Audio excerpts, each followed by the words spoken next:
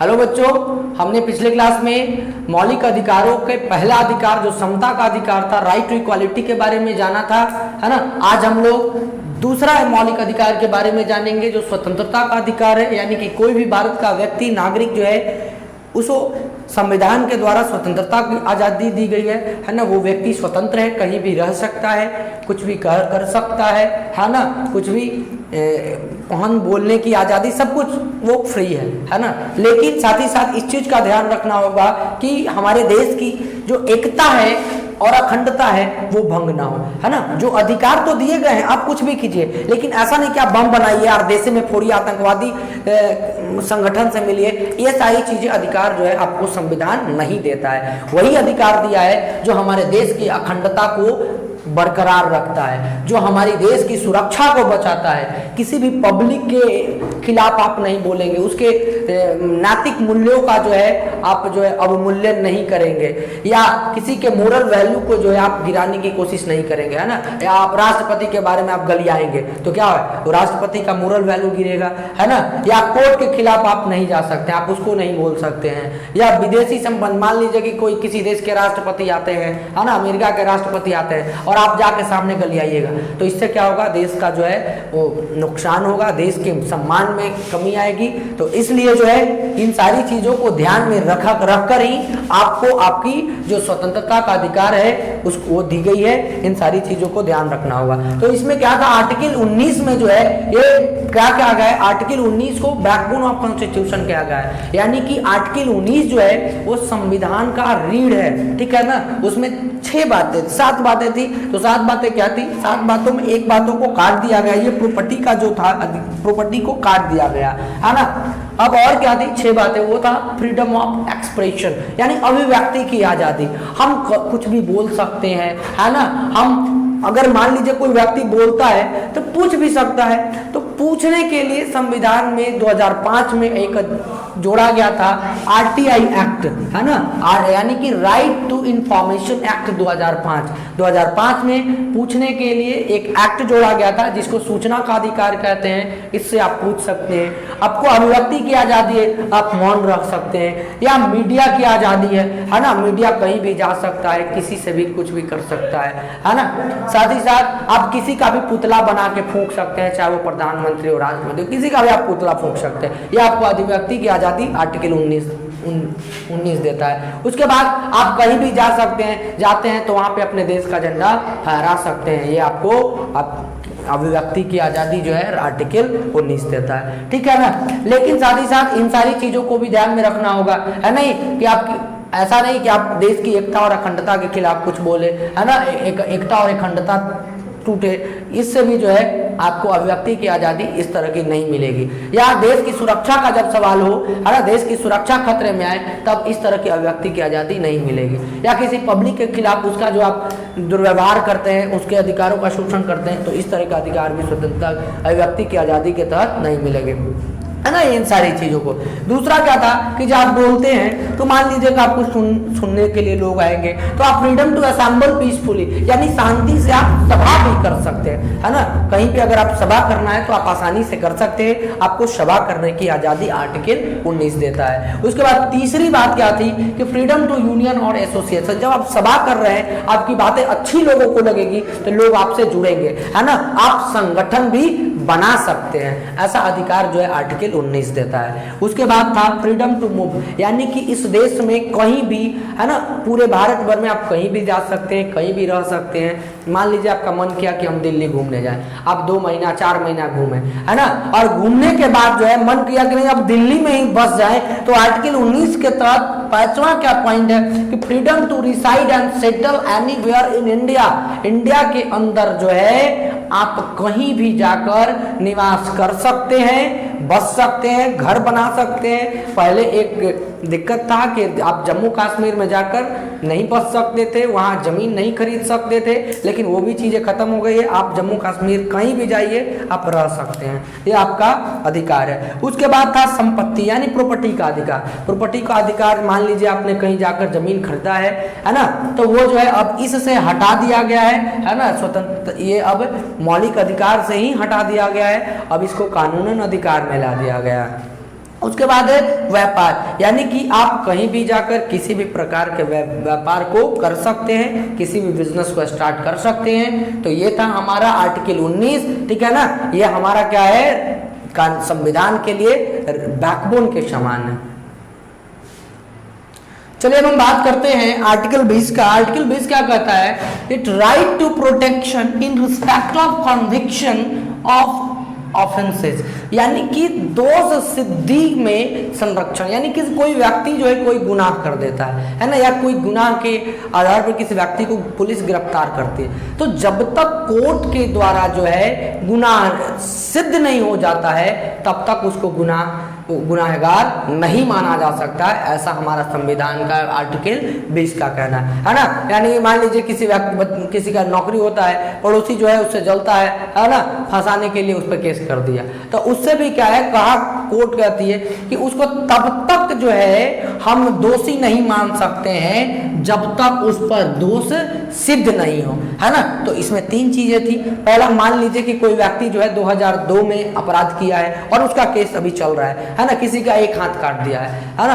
अब मान लीजिए मुगलों के जमाना में क्या था कि हाथ के बदले हाथ, सिर के बदले सिर, वो सारी चीज। तो अब क्या है कि जब व्यक्ति 2002 में अगर अपराध किया है तो उस समय जो कानून था उसी के तहत मान लीजिए उसको 2025 में सजा होती है, तो 2025 में वही सजा होगी जो उसने जब अपराध किया था 2002 में, और उस समय जो अपराध का कानून था उसी के तहत उसे 2025 में सजा होगी। ये नहीं कि 2002 में हाथ काटने की सजा था 1 साल जेल और 2025 में मोदी जी कर दे कि नहीं फांसी की सजा, तो उसको फांसी नहीं दिया जा सकता है, ठीक है ना। उसे केवल 1 साल की जेल ही हो सकती है। उसमें था और भी चीजें थी, एक अपराध की एक सजा। अगर कोई व्यक्ति एक अपराध करता है, मान लीजिए किसी की हत्या कर देता है, 10 साल जेल हुआ, और जेल काटने की सजा काटने के बाद जब वो बाहर आता है तो फिर ऐसा नहीं है कि उसको उसी सजा के लिए फिर जेल में डाल दिया जाए, है ना। यानी कि अगर कोई व्यक्ति एक बार सजा करता है तो उस सजा उसके लिए, उस अपराध के लिए सिर्फ एक ही बार उसे सजा दिया जा सकता है, दोबारा सजा उसे नहीं दिया जा सकता है। और तीसरी चीज क्या थी कि खुद के विरुद्ध गवाही नहीं मानी जाएगी, है ना। अगर कोई व्यक्ति जो है खुद के विरुद्ध गवाही देता है तो उसकी गवाही को, है ना, निषेध माना जाता है, यानी कि एक्सेप्टेबल जो है, कोर्ट नहीं मानती उसकी गवाही को, है ना। हो सकता है पुलिस जो है कूट कर उससे गवाही लिवाई, खूब कूटा हो और गवाही। देखिए इसका एक एग्जाम्पल था, क्या हुआ, एक बार जापान के कुछ पुलिस थे, अमेरिका के थे, है ना, ब्रिटेन के थे और इंडिया के थे, चारों देश के पुलिस है। अब क्या हुआ, पूछा गया, चारों में होड़ हुई कि किस देश की पुलिस जो है सबसे बेहतर है। तो एक जंगल में एक खरगोश को छोड़ा गया, खरगोश को छोड़ा गया तो सबसे पहले ब्रिटेन के जो पुलिस थे वो उसको 4 से 5 दिन में खोज के लेके चले आए, ठीक है। अब फिर एक और खरगोश को छोड़ा गया, अब जापान के पुलिस जो है उसे 2 दिन में पकड़ के लेके चले आए, है ना। उन्होंने अपना सैटेलाइट वगैरह बिछाया, सब कुछ से देखा कहाँ है, पकड़ लिया। उसके बाद जब अमेरिका की बारी आई तो अमेरिका क्या किया, वो 1 ही दिन में इसको पकड़ के लेके चला आया।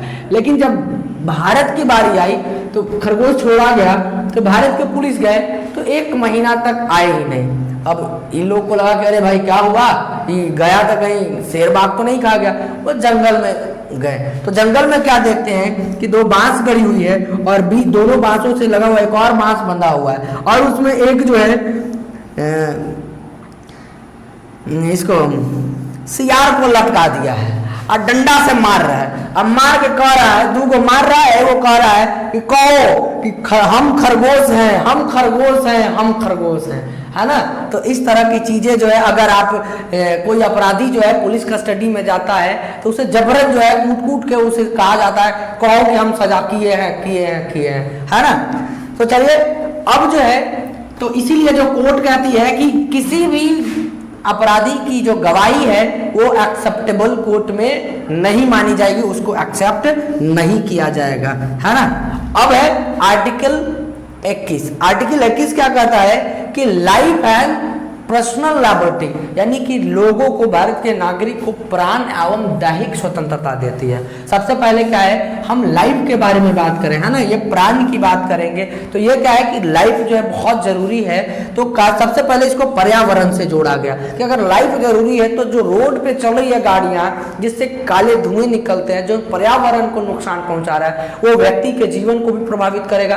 तो इसके लिए जो है आपको पॉल्यूशन बनाना होगा। कोई भी वाहन आप यूज कर रहे हैं तो उसके लिए जो है पॉल्यूशन बनाना होगा। पॉल्यूशन आपका सही होगा तब आप जो है गाड़ी चलाइए। अगर आपका पॉल्यूशन फेल हुआ, आपके गाड़ी को पुलिस जो है थाने में डाल देगी या आपको फाइन कर सकती है। दूसरी थी कि अगर आपका लाइफ जरूरी है, आपके लाइफ को अगर कोई व्यक्ति खत्म नहीं कर सकता, दूसरा व्यक्ति आपको नहीं मार सकता है, तो आप भी अपने आप को नहीं मार सकते हैं। ऐसा आर्टिकल 21 कहता है कि आपको अपने आप को भी मारने का अधिकार आपको नहीं है। अगर आप आत्महत्या सुसाइड करते हैं तो आईपीसी की धारा 309 के तहत आपको भी गिरफ्तार किया जा सकता है और सजा दिया जा सकता है। और तीसरा था हेल्थ, है ना, कि आपका हेल्थ भी सरकार के लिए बहुत जरूरी है। यानी कि देखिए कोरोना महामारी में, है ना, सरकार आपके लिए कितने पैसे खर्च कर चुकी है ना, आपके लिए आपसे उस पैसे से आपके लिए बहुत सारी दवाइयाँ, है ना, इंजेक्शन का उपाय की है ताकि आपका लाइफ जो है बचाया जा सके। ये था लाइफ की बात। अब हम करते हैं पर्सनल लिबर्टी, है ना, हमारी दैहिक स्वतंत्रता क्या है, यानी कि एकांत या विदेश। एकांत का मतलब क्या होता है कि हम जो है अकेले रह सकते हैं। अब जो है दैहिक स्वतंत्रता में और भी क्या होता है, जैसे मतलब कोई व्यक्ति जो है हमें नंगा नहीं कर सकता है ना, हमारा मुंह काला करके घुमा नहीं सकता, इस तरह की चीजें नहीं होनी चाहिए, है ना। हमें एकांत में रहने का अधिकार है, हम रह सकते हैं या विदेश यात्रा भी कर सकते हैं, इसके लिए हमें कोई रोक नहीं सकता है। उसके बाद निजता का अधिकार। निजता का मतलब होता है प्रिवेसी, है ना, यानी कि हम जो है अपनी कोई भी चीज है उसको प्राइवेसी रख सकते हैं। जैसे मान लीजिए हम फोन यूज कर रहे हैं तो फोन में क्या चीजें है, नई चीजें, ये किसी को बताने का हमें कोई ये नहीं है। हम अपनी सभी जितनी भी चीजें जो भी चाहे सभी चीजों को निजी तौर से रख सकते हैं, है ना, उसे शेयर नहीं कर सकते हैं। तो ये क्या कहलाता है, निजता का अधिकार, प्रिवेसी, यानी इसे कोई छीन नहीं सकता। मान लीजिए कि कोई महिला जो है शादीशुदा महिला किसी अन्य पुरुष से, है ना, अपने पति को छोड़, है ना, दूसरे पुरुष से बातचीत करता है ना, तो और अचानक क्या होता है, उसका पति आ जाता है, रात में 12 बजे बात कर रही है, अचानक उसका पति आ जाता है ना, वो देख लेता है किससे बात कर रहे हैं, वो महिला क्या करती है, मोबाइल लॉक कर देती है ना। तो अब जो है पुरुष क्या अगर हम खूब पीट रहा है, चलो पैटर्न बताओ, लॉक बताओ, वो नहीं तो हम तुमको तलाक देंगे, है ना, वो चली गई सुप्रीम कोर्ट। तो सुप्रीम कोर्ट जो है वो अधिकार इसको दिया है प्रिवेसी का, है ना, कि इस प्रिवेसी के अधिकार के तहत उस महिला से आप जो है पासवर्ड नहीं पूछ सकते हैं, उसको प्रिवेसी रखने का अधिकार है। लेकिन अब जो है जिस पुरुष के साथ वो जिससे बात कर रही है उसे जो है कानून सजा देगी, क्योंकि आप किसी भी गैर महिला के साथ संबंध नहीं बना सकते हैं। उसके बाद था जो एडल्ट्री अब आ गया, है ना, जिसमें धारा 493 के तहत जो है किसी को तलाक दिया जा सकता। अगर मान लीजिए कि वो पुरुष जो है उस महिला के साथ नहीं रहना चाहती है ना, रहना चाहता है तो उसे तलाक दे सकता है ना। इसको व्यभिचार किया गया और 1860 में इसे जो है लाया गया था, और उसके बाद जो वो तलाक दे सकता है वो पुरुष उस महिला को, है ना, ताकि वो अपना रह सके। उसके बाद जो है और आर्टिकल 21 के तहत एक संशोधन किया गया और इसमें एक आर्टिकल 21A लाया गया। ये क्या था, राइट टू एजुकेशन, यानी कि शिक्षा का अधिकार, है ना, यानी कि हमारे देश में जो भी है 6 साल से 14 साल के बच्चे उन्हें मुफ्त शिक्षा दिया जाएगा, है ना, शिक्षा की धारा से जोड़ा जाए तो 6 से 14 साल के सभी बच्चों को, चाहे वो किसी भी परिवार से संबंध रखते हो, गरीब अमीर ये कोई मायने नहीं था, सभी बच्चों को मुफ्त शिक्षा का अधिकार देने का प्रावधान किया गया। ये संविधान में 86वां संशोधन किया गया था जो 2002 में किया गया था, लेकिन यह पूरी तरह से प्रभाव में 1 अप्रैल 2010 से आई। उसके बाद जो है स्कूलों में खाना मिड डे मील बनने लगा, बच्चे जाते थे वहाँ खाते भी थे, है ना। तो इस तरह से हमने स्वतंत्रता के अधिकार अनुच्छेद 19 से 21 तक देखा। तो चलिए इस वीडियो में इतना ही, फिर एक नए वीडियो के साथ मिलेंगे, तब तक के लिए जय हिंद।